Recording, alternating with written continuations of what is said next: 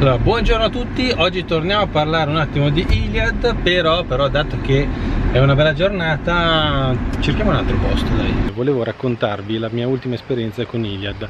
Pochi giorni fa sono stato in montagna, Bormio per esattezza, e lì mi sono portato come al solito il mio modem 4G con cui utilizzavo la SIM di 3 e ho sempre navigato tranquillamente. Allora mi sono connesso tramite Iliad e sorprese sorprese navigavo talmente male da non riuscire neanche ad aprire la pagina internet, figuriamoci a vedere video o fare qualsiasi altra cosa.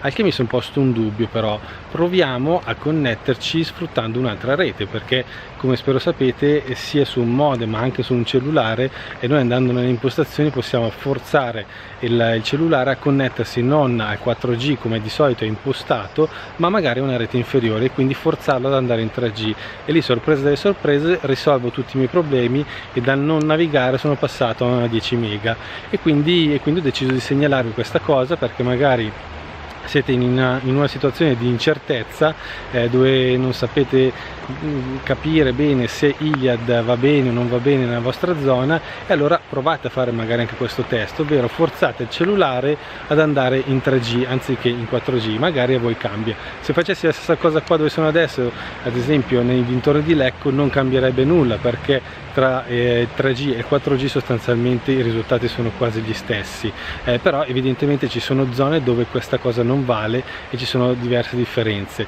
Quindi il mio invito è appunto a provare a fare questo tipo di test prima di bocciare definitivamente Iliad.